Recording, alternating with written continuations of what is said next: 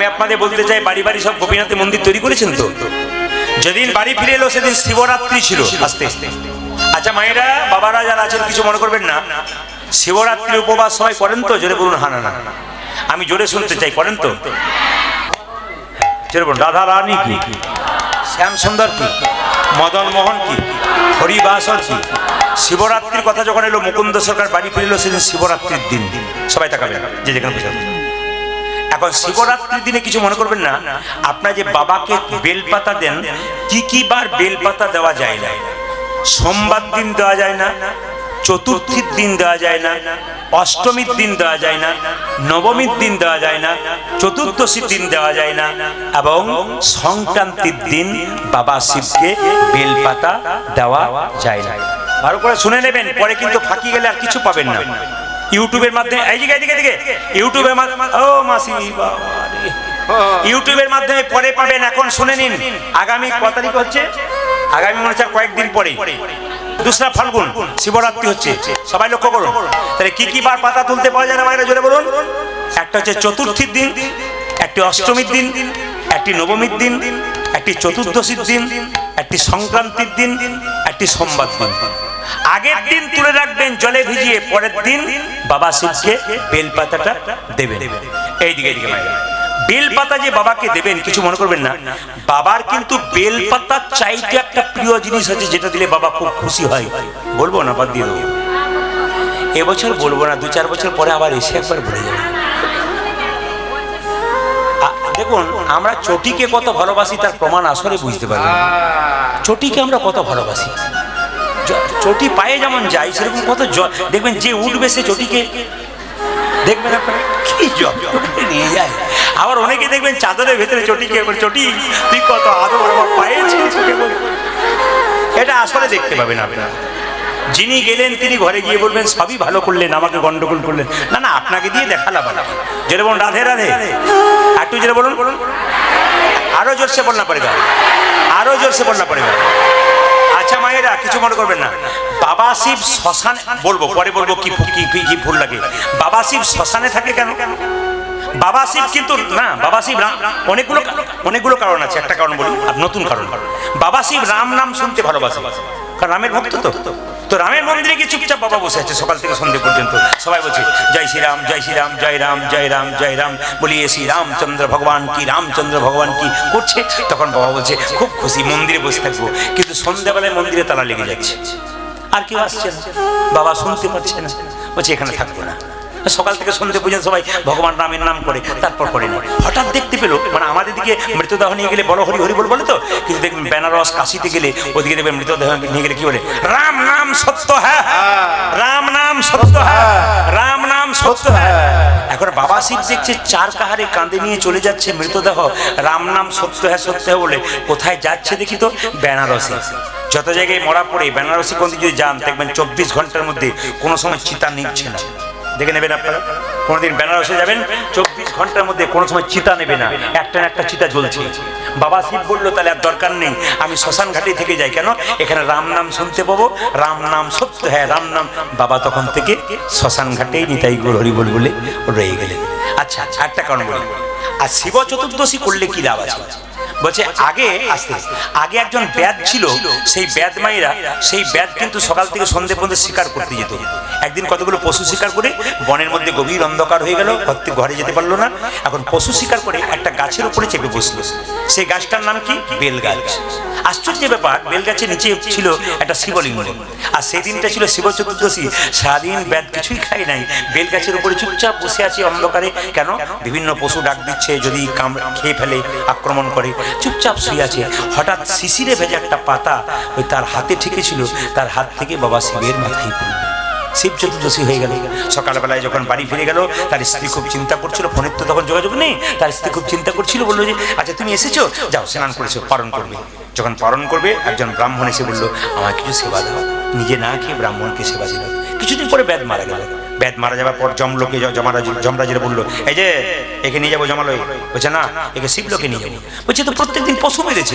বলছে যত না পশু মেরেছে, একদিনে যে শিবরাত্রি ব্রত করেছে, তার জন্য এর জায়গা যমরাজের কাছে নয়, এর জায়গা শিবলোকে হবে।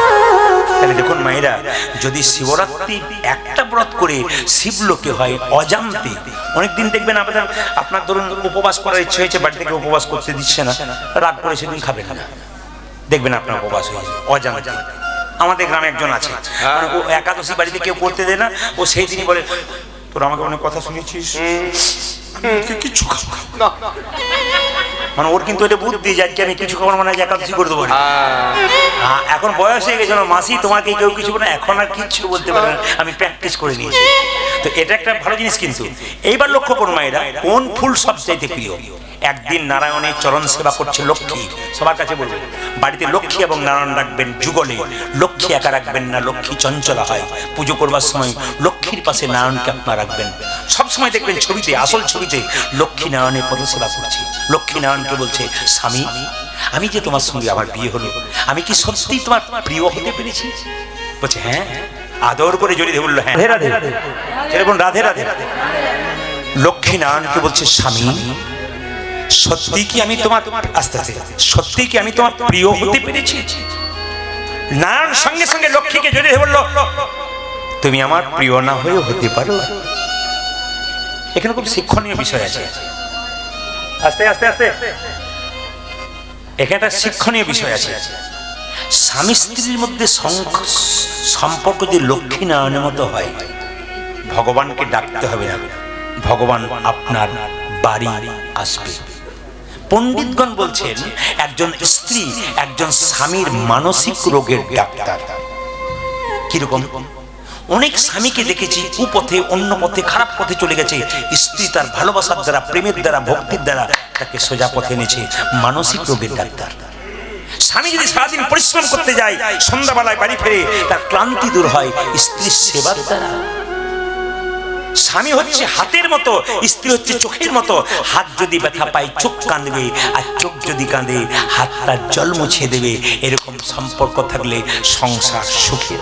রাধে রাধে। কথাগুলো অমৃতের মতো কথা, যদি বলেন বলতে তাহলে বলবো, নাহলে বাদ দিয়ে দেবো।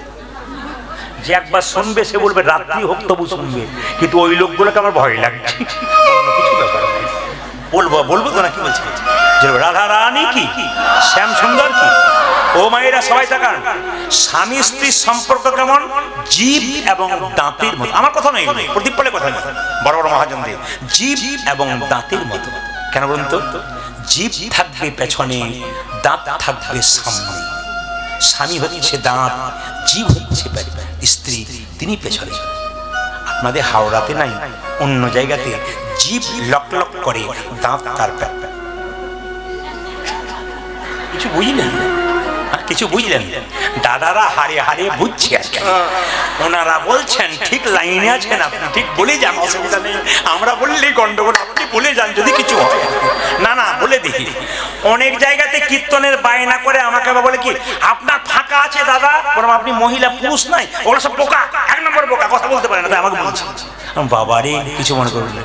জীব কিন্তু সবসময় পেছনে থাকবে, দাঁত সামনে থাকবে। কেন?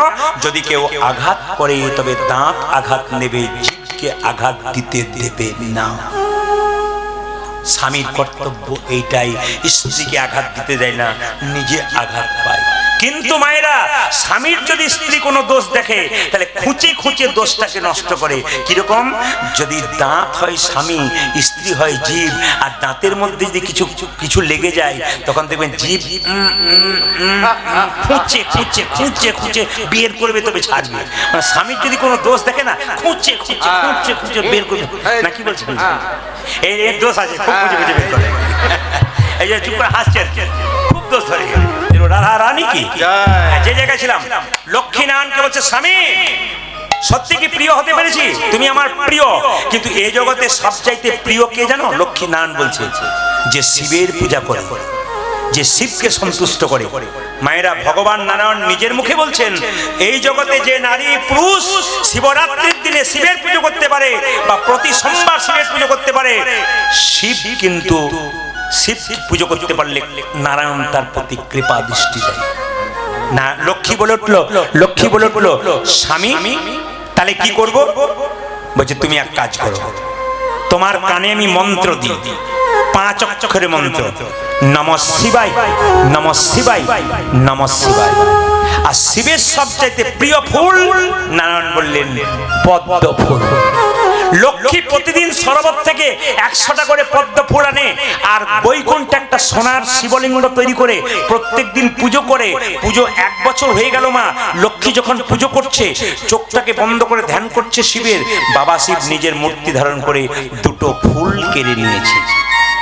হঠাৎ যখন ধ্যান ভাঙলো লক্ষ্মীর, তখন দেখতে পেল 2টো ফুল নাই। 100টা পদ্ম ফুল প্রত্যেকদিন তুলি, আজকে 2টো নেই কেন?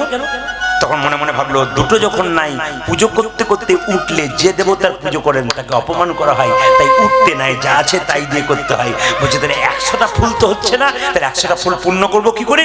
সবাই তাকান। নিজের বক্ষ যুগলটাকে একদিন বিষ্ণু বলেছিল, ওগো লক্ষ্মী, তোমার বক্ষ যুগল পদ্ম ফুল স্বরূপ। বলছে আমার স্বামী যদি বলে আমার বক্ষ যুগল পদ্ম ফুল স্বরূপ, এই বক্ষ যুগলে আমি বাবা শিবকে দান করব। সবাই তাকান। বক্ষ যুগলে হাত দিয়ে বাবা শিবকে যখন দান করছেন, একটা অস্ত্র দিয়ে যখন কাটতে যাচ্ছেন বক্ষ যুগল, তখন বাবা শিব নিজ মূর্তি ধারণ করে বললেন, মা এ তুমি কি করছো? তুমি তো আমার মা, তুমি তোমার বক্ষ যুগল কেটো না, তবে তোমাকে আশীর্বাদ দেবো। বলে কি? তুমি যদি তোমার স্বামীর প্রিয় হতে চাও, তুমি আমার পুজো করো, তবে তোমার শরীর থেকে সৃষ্টি হবে বেল গাছ, যেটাকে শ্রীফল। লক্ষ্মীর আর এক নাম শ্রী, ওই জন্য বেল গাছকে বলা হয় শ্রী গাছ। আর বেল কোথায় তৈরি হবে? বলছে তোমার যে বক্ষ যুগলের সুধা অমৃত, বেল যদি কেউ খায় ওটার নাম শ্রীফল। তোমার বক্ষে যেমন অমৃতের সুধা আছে, সেরকম বেলের মধ্যে অমৃত সুধা আছে। তোমার অমৃত সুধা পান করলে যেমন অনেক মানুষের শান্তি হয়, ভক্তের শান্তি হয়। তোমার প্রেম ভালোবাসা নিলে যেমন ভক্তি দিলে শান্তি হয়, সেরকম বেল ফল যদি কেউ খায় তার অনেক রকমের রোগ দূর হয়। কি সুন্দর আশীর্বাদ। সবাই তাকান। আর বলছে শ্রী পাতা হবে তোমার ওই পাতাগুলো। ওই জন্য মায়েরা, শিবের সবচাইতে প্রিয় কি বলুন তো? পদ্ম ফুল। এই জন্য আপনারা যদি কেউ পদ্ম ফুল শিবকে দিতে পারেন, শিবরাত্রির দিনে 4 প্রহরে পুজো করবেন। শিবরাত্রিতে প্রথম প্রহরে শিবকে দুধ দিয়ে স্নান করাবেন, দ্বিতীয় প্রহরে দই দিয়ে স্নান করাবেন, তৃতীয় প্রহরে ঘি দিয়ে স্নান করাবেন, চতুর্থ প্রহরে মধু দিয়ে স্নান করাবেন। যখন এই বাড়ি ফিরে এলো মায়েরা মুকুন্দ সরকার, তখন মুকুন্দ সরকারটা গোপীনাথের মন্দির তৈরি করলেন আর গাইছেন, প্রভু তোমাকে সোনার মন্দির তৈরি করতে পারি না, আমার মন মন্দিরে রাখবো। মুকুন্দ গাইছে, আমার মন, ওই আমার মন। মায়েরা মন্দিরে গান গান তো হরে কৃষ্ণ নাম, কিন্তু মুকুন্দ গাইছে, ও প্রভু তোমাকে সোনার মন্দির তৈরি করে দিতে পারলাম না, মন মন্দিরে রাখবো। আমার মন মন্দিরে তুমি মদন দাঁড়াবে গো আসি ডাকি, ওই আমার মন মন্দিরে মদন দাঁড়াবে গো আসি ডাকি, আমার মন মন্দিরে মদন মহান দাঁড়াবে গো আসি ডাকি, ওই আমার মন মন্দিরে মদন মহান দাঁড়াবে গো আসি ডাকি, কাঁদিয়া কাঁদিয়া ভগবান লইয়া, কাঁদিয়া কাঁদিয়া কাঁদিয়া ভগবান লইয়া, কাঁদিয়া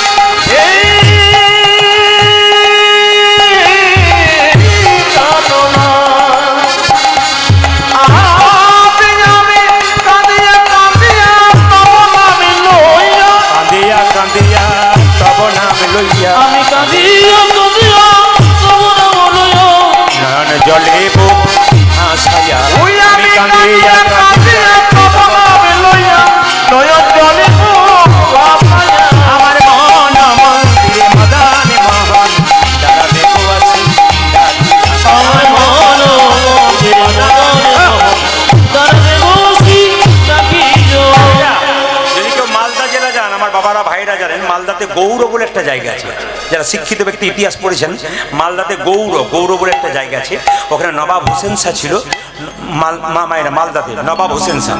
তো নবাব হোসেন শাহ পেটের যন্ত্রণা হয়েছিল, কোনো মতে ভালো হচ্ছিল না, একবার মুকুন্দের কাছে এলো মায়েরা, প্রচুর লোক মুকুন্দ সরকারের দরজায় দাঁড়িয়ে আছে।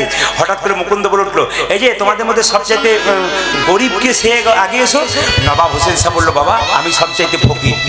নবাবকে একজন বুদ্ধি দিয়েছে, তুমি যদি পেটের রোগ ভালো করতে চাও তোমাকে ফকির সেজে যেতে হবে। এত বড় বাংলার নবাব ফকির সেজে এসেছে। এই যে তোমাদের মধ্যে গরিবকে, আমি কি নাম? আমার নাম হোসেন ফকির। দেখি দেখি দেখি দেখি দেখি জামাটা খোলো তো। নবাব মনে মনে ভাবছে, জামা আমি খুলবো, পেটের রোগ যদি ভালো না হয় তো দেখবে কে এসেছে। আরে কি ভাবছো, জামা খোলো।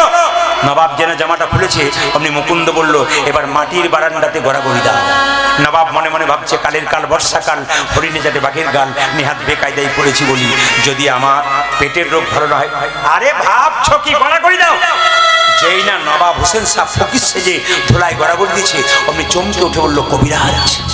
বলে কি? আমি যেই না ধুলায় গড়াগড়ি দিলাম, আমার অর্ধেকটা পেটের রোগ ভালো হয়ে গেল। মুকুন্দ বলল, সবাইকে দিদি এক একটু পড়ে গেছে, তোমার কাজে লেগে গেছে। নাম ভক্তপদ ধুলিয়ার ভক্তপদ জল, ভক্তপদ জল, ভক্ত শেষ হয় তিন মহা। প্রত্যেকটি জেলায় জেলায় একটা অভিজ্ঞতা আছে। আপনাদের জেলার কীর্তন আলাদা, অন্য জেলায় কীর্তন আলাদা। উত্তর দিনাজপুর, মালদা, নদীয়াতে যদি গান করতে যাওয়া যায়, যদি কোনোদিন যান আপনাদের আত্মীয় থাকে, দেখবেন যখন কীর্তন শেষ হয় না, সব মেয়েরা, সব ছেলেরা, সব বাবারা একবার ধুলোতে গড়াগড়ি দেবে, তারপর যাবে। কীর্তন শেষ হবে তো ধুলোতে গড়াগড়ি দেবে, একবার ধুলোতে তিরপল উঠিয়ে ধুলোতে গড়াগড়ি দেবে, তারপর যাবে। তা আমি কীর্তন করতে গেছি নদীয়াতে, তিনজন মেয়ে কলকাতা থেকে এসছে কীর্তন শুনতে। দেখতে পাচ্ছি ওনারা তিনজনে কিন্তু কীর্তন এসে গড়াগড়ি দিচ্ছে। জিজ্ঞেস করলাম, আপনার শাড়িটা ময়লা হয়ে যাবে না? উনি বলছেন, আপনার কীর্তনে শুনেছি স্বামীর যদি 10টা কাপড়ের দোকান থাকে, যখন চিতাতে দেবে একটা কাপড়ও সঙ্গে দেবে না, ময়লা হলে তো কি আছে, গোবিন্দের নামে হোক। আমার আপনি কি করেন? শুনলে চমকে যাবেন। উনি বলছেন, আমি কলকাতার কোন এক কলেজের প্রফেসর। আপনি কলেজের প্রফেসর, আপনি কীর্তন শুনছেন? কেন শুনবো না? আমার স্বামী প্রসাদ ভোজি, আমি প্রসাদ ভোজি। আমার স্বামী একজন হাই স্কুলের শিক্ষক, তিনি প্রসাদ ভোজি, আমি প্রসাদ ভোজি, দুজনে প্রসাদ ভোজি আমরা। বাহ! আমরা, আপনি তো আমার চেয়ে ছোটরা হতেন, আপনাকে একটা প্রণাম করতাম।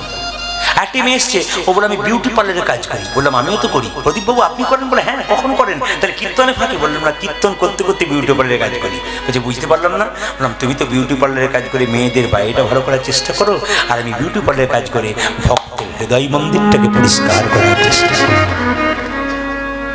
ভক্তপদ ধুলিয়ার ভক্তপদ জল, ভক্ত শেষ হয় তিন মহাবল।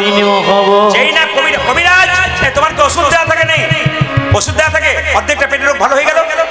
মুকুন্দ বলো, সবাইকে দিতে একটু পড়ে গেছে, তোমার কাজে লেগেছে। দেখি দেখি দেখি হা করতো, আসল ওষুধটা দিয়ে দিই। যেই না হা করেছে, আসল ওষুধটা দিয়েছে, আর নবাবের পেটের যন্ত্রণা ভালো হয়ে গেছে। মুকুন্দ! নবাব মনে মনে, মুকুন্দ মনে মনে ভাবছে, এত বড় কে যে আমার নাম ধরে ডাকলো? নবাব বলে উঠল, আমি সারা বাংলার নবাব হোসেন শাহ। নবাব আপনি? হ্যাঁ, তোমাকে পরীক্ষা করতে এসেছিলাম, তুমি কত বড় কবিরাজ। এখানে তোমাকে থাকা যাবে না, তুমি চলে যাও। বলে, কোথায়? আমার সঙ্গে মালদাতে। তুমি মুসলমান, আমি হিন্দু, তোমার বাড়ি যাবো কেমন করি? রাত্রিবেলায় মহাপ্রভু মন্দিরে কেঁদে কেঁদে বলছে, প্রভু বলে দাও,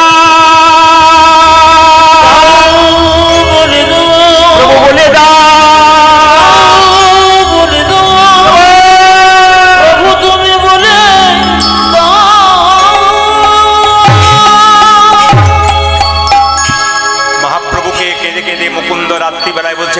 মুসলমানের জারি যাব কেমন করে? সঙ্গে সঙ্গে মুকুন্দ কবিরাজকে মহাপ্রভু আশীর্বাদ করে বললেন, ঈশ্বর যা করে তা। জোরে বলুন, জোরে বলুন, আমি সবার মুখে শুনতে চাই, ঈশ্বর যা করে তা। অনেকে চালাক আছে, ভয়ে বলছে না, কারণ আমি তো একটা ডোজ কিছু দেবই। ঈশ্বর যা করে তা, জোরে বলুন, একবার সাহস করবো, ঈশ্বর যা করে তা। আপনার ছেলে যদি মাধ্যমিক পরীক্ষায় ফেল মারে, আর কেউ যদি কাছে গিয়ে বলে ঈশ্বর যা করে তা মন করে, আপনার কি মনে হবে? তখন বলবেন, বাজে বকবেন না তো? বলবেন না? মুখে আমরা বলি এক, কিন্তু কাজে করি না। ঈশ্বর যা করে তা মঙ্গলের জন্য করে। মুকুন্দকে নবাব দেখুন মুসলমান হতে পারে, মুসলমানে কি সৎ, মান মানে কি ইমান, যার সৎ ইমান তিনি মুসলমান। তিনি বললেন মুকুন্দ তোমাকে আমি নিয়ে যাব, তোমার কি উদ্দেশ্য বলো? বলছে তোমার বাড়ি যাবো, একটা গোপীনাথের মন্দির তৈরি করে দাও, আমি যেন জীবের দ্বারে হরিনাম দিতে পারি আর গরিবের চিকিৎসা করতে পারি। মুকুন্দ সরকারকে এত বড় বাংলার নবাব মালদাতে গিয়ে একটা মন্দির তৈরি করে দিল। প্রত্যেক দিন মুকুন্দ সরকার গোপীনাথে পুজো করে, আর নবাব দাঁড়িয়ে দাঁড়িয়ে দেখে। নবাবকে একটা মেয়ে তালপাতার হাওয়া করে, তার মধ্যে ময়ূরের পালক। নবাব দেখছে মুকুন্দ কি সুন্দর গাইছে, আর নবাবকে একটা মেয়ে তালপাতার হাওয়া করছে, ওই তালপাতার মধ্যে ময়ূরের পালক রয়েছে। মুকুন্দ গাইছে, ধরে দেবেন আমার কানু সে বিনোদ, আমার কানু সে বিনোদ, কানু সে বিনোদ, কানু সে বিনোদ, কানু সে বিনোদ, আমার কানু সে বিনোদ, ওই আমার কানতে বিনোদ রায় গো, আমার কানতে বিনোদ বিনোদ চূড়াই বিনোদ বরিহার, বিনোদ চূড়াই বিনোদ বরিহার, বিনোদ চূড়াই বিনোদ বরিহার, আজ বিনোদ চড়াই বিনোদ বরিহার, বরিহা বরিহা বিনোদ জুড়িছে তাই গো, আমার বিনোদ জুড়িছে খবর, আমার কানু সে বিনোদ রায় গো, কানু সে বিনোদ খবর। ওই আজ কানতে বিনোদ রায় গো, কানতে বিনোদ রায়, বিনোদ ললাটে বিনোদ তিলক, বিনোদ বিনোদ সাজে গো, আজ বিনোদ লোলকে বিনোদ তিলক, বিনোদ বিনোদ সাজে গো, ললাটে বিনোদ তিলক, বিনোদ বিনোদ সাজে গো, আজ বিনোদ ললাটে বিনোদ তিলক, বিনোদ বিনোদ সাজে গো, দয়াধারে বিনোদ মুরলী, আজ বিনোদ ধরে বিনোদ মুরলী, দয়াধারে মুরলী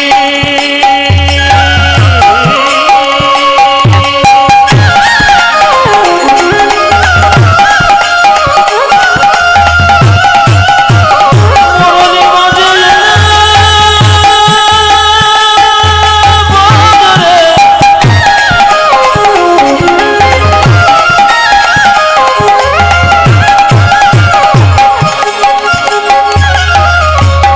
মধুর মধুর সরে বাজারে,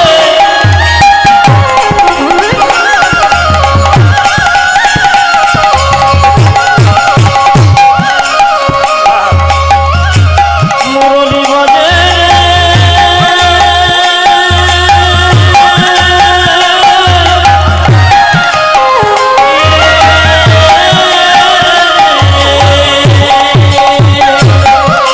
বিনোদ দয়াধারে বিনোদ উদয় বিনোদ ধরে বিনোদ বরবী, বিনোদ বাজে গো, বিনোদ বিনোদ বলে আমার কানু সে বিনোদ রায় গো, কানু সে বিনোদ রায়, ওই আমার কানতে আজ কানু সে বিনোদ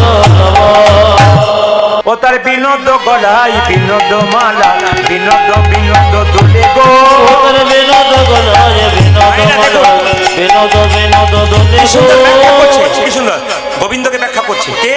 মুকুন্দ সরকার। ও তার বিনোদ গলাই বিনোদ মালা, বিনোদ বিনোদ দুলে গো, বিনোদ গলায় বিনোদ মালা, বিনোদ বিনোদ তোলে গো, ওলি বিনোদিনী বিনোদ গাথনি, ওর বিনোদিনী বিনোদ গাছনে, ওলি বিনোদিনী বিনোদ গাথনি, বিনোদিনী বিনোদ গাথনি, গেছে বিনোদ ফুলে গো, ওরে গেছে বিনোদ ফুলে, আমার কানু সে বিনোদ রায় গো, কানু সে বিনোদ দেব, ওই আমার কানতে বিনোদ রায় গো, কানতে বিনোদ রায়, বিনোদ কোটিতে বিনোদ ধরতে, বিনোদ বিনোদ সাজে গো, আমার বিনোদ কোটিতে বিনোদ ধরে, বিনোদ বিনোদ সাজে গো, বিনোদ কোটিতে বিনোদ ধরতে, বিনোদ বিনোদ সাজে গো, আজ বিনোদ কোটিতে বিনোদ ঘটে, বিনোদ বিনোদ সাজে গো, বিনোদ চরণে বিনোদ নুপুর, বিনোদ চরণে বিনোদ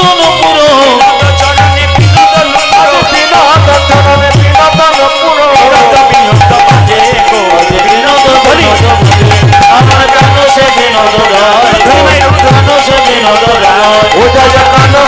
বিনোদ রায় কারো সে বিনোদ নাই দেখি আপনারা, হ্যাঁ, আপনারা কেমন কীর্তন শুনছেন ধরা পড়বে, দেখবেন।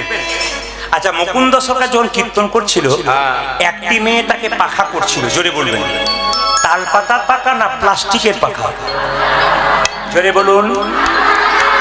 আমি খুব খুশি, শুনছে আপনারা যে মন দিয়ে শুনছেন তার টেস্ট করে করে দেখছি মাঝে মাঝে। মায়েরা রান্না করতে করতে মাঝে মাঝে দেখেন না, কিন্তু এটা করবেন না, এটা করবেন না, না শিখিয়ে দিই, এটা কিন্তু করবেন না। কোনোদিন রান্না করতে করতে রান্নাশালে এরকম করে দেখে জলটা নিয়ে ওনাকে দেখবেন, দেখে আবার হাতটা ধুইলাম, পুরো অলক্ষীর লক্ষণ। যেখানটা রান্না করছেন ওটা অন্নপূর্ণার মন্দির, আপনি টেস্ট করবেন, দেখবেন ভালো। একটা পাত্র নিয়ে গিয়ে বাইরে একটু টেস্ট করে নিয়ে তার পাত্রটাকে ধুয়ে দেবেন, পরিষ্কার করে হাতটাকে ধোবেন, তারপর করবেন। সুচিতা অসুচিতা আছে, লক্ষ্মী অলক্ষ্মীর ব্যাপার আছে। এটা তো অন্য জাতির ঘর নয় যে নোংরা করে রাখবেন। আপনি হিন্দু জাতির মানুষ, হিন্দু জাতির বাড়ি প্রত্যেক সময় পরিষ্কার পরিচ্ছন্ন থাকে, আপনার পরিষ্কার রাখবেন। সবাই টাকার মায়ের যেখানে বসেছেন যখন।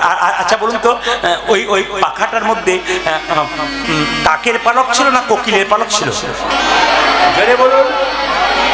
ময়ূরের পালক ছিল। বাহ। আচ্ছা মায়েরা, কীর্তন করতে করতে যেই না মুকুন্দ ডেকেছে, এই আমাদের নবাব ডেকেছে, মুকুন্দ। মুকুন্দ নবাবের দিকে তাকিয়েছে আর ময়ূরের পালকগুলোকে দেখে, হে কৃষ্ণ কৃষ্ণ করুণা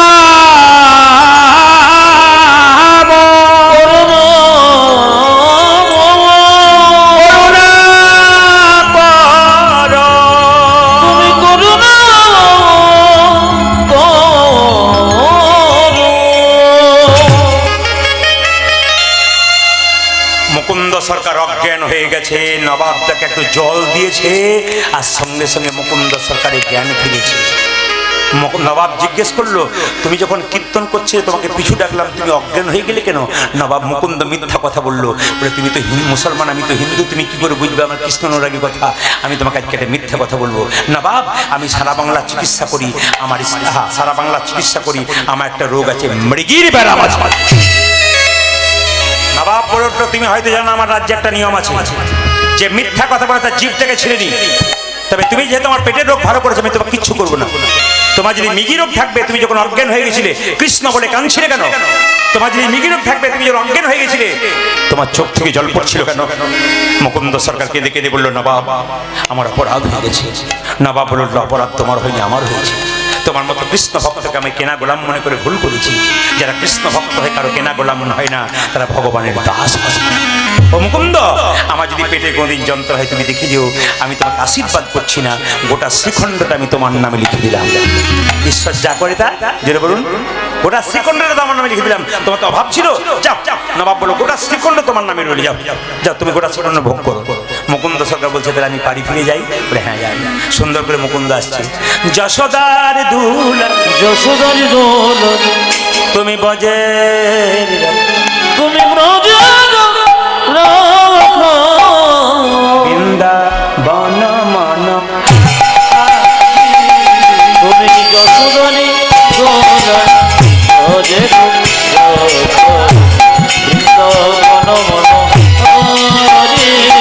স্বামী এলেন স্ত্রীর কাছে। বহুদিন স্ত্রীর কাছ থেকে চলে গেছে, স্ত্রী কাঁদছে, স্বামী যেদিন থেকে তুমি চলে গেছে আমি জিভটা জ্বালা করে, হাতগুলো জ্বালা করে, পাগুলো জ্বালা করে, আমি খেতে পারি না, কেন এমন হয়?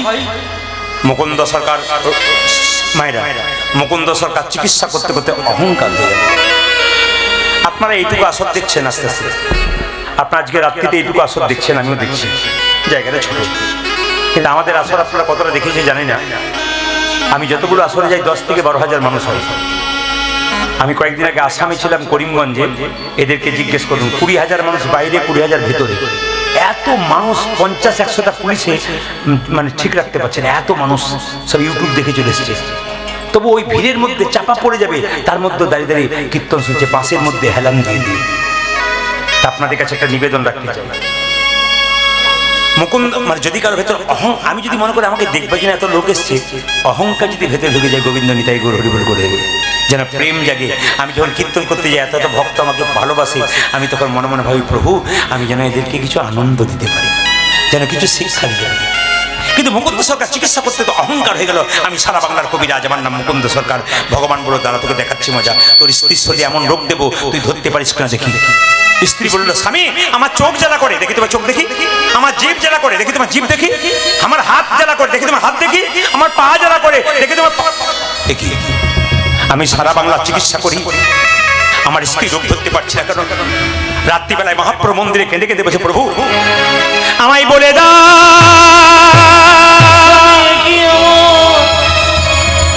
হলো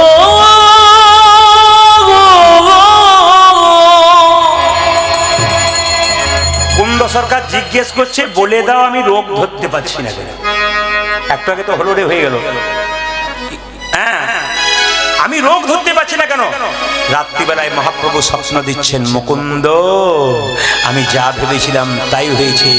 সারা বাংলা চিকিৎসা করতে করতে তোমার ভেতরে অহংকার হয়। আমি আপনাদের একটা কথা বলতে চাই, অহংকার হচ্ছে ক্যান্সার ব্যাধির মতো।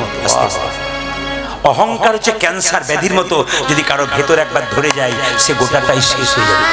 মায়েরা, আমি একটা কথা আপনাদের বলতে চাই, ভেতরে যদি কোনো জ্বালা থাকে, যন্ত্রণা থাকে, ভগবানের কাছে বলবেন, পাড়াপড়শির কাছে বলবেন না, গুরুর কাছে বলবেন, না থাকলে মন্দিরে বলবেন, বাবা মা সবাইকে বলে রাখবেন। অহংকার দেহকে নিয়ে করবেন না, সুন্দরতা নিয়ে করবেন না। এই কয়েকদিন আগে জলপাইগুড়িতে গান করছিলাম, মেজবাবু দরজায় দাঁড়িয়েছে, কাউকে ঢুকতে দিচ্ছে না, সবাই প্রণাম করতে আসছে। একটি মেয়ে কিন্তু দরজায় দাঁড়িয়ে খুব কাঁদছে। তো মেজবাবু আমাকে এসে বলছেন, প্রদীপবাবু একটা মেয়েকে আপনাকে চান্স দিতে হবে যে আপনাকে দেখা করবে, খুব কান্নাকাটি করছে। বললাম ডেকে দিন। মেয়েটির বয়স 25 বছর, সুন্দর ছোট ছোট চুল, বিয়ে হয়েছে, স্মৃতি টকবগে সিঁদুর। মেয়েটি এসেছে, চোখের তলায় কালি কালি দাগ পড়ে গেছে। উনি আমাকে প্রণাম করে বলছেন, প্রদীপবাবু আমি প্রতিদিন আপনার কীর্তন শুনি, কিন্তু ডাক্তারবাবু আমাকে জবাব দিয়েছেন। কি হয়েছে তোমার? তুমি এত সুন্দর দেখতে, একবার পদ্ম ফুলের মতো মেয়ে, তোমার কি হয়েছে? আমার ক্যান্সার হয়েছে। মাত্র 25 বছর বয়স, এত সুন্দর রূপ, যেন একবারে যেন প্রতিমাটি গড়েছে ভগবান যত্ন করে, কিন্তু চোখের তলায় কালি, ভালো করে কথা বলতে পারছে না। আমি তখন বললাম, গৌর গোবিন্দের নাম করো, আর তো কোনো পথ নাই, ঈশ্বর নিশ্চয়ই ভালো রাখবেন। পরে জানতে পারলাম ডাক্তারবাবু বলেছেন তোমার অনেকটা উন্নতি হয়েছে। কিসের অহংকার করছেন? কিসের অহংকার? বাড়ি গাড়ি টাকা পয়সার অহংকার।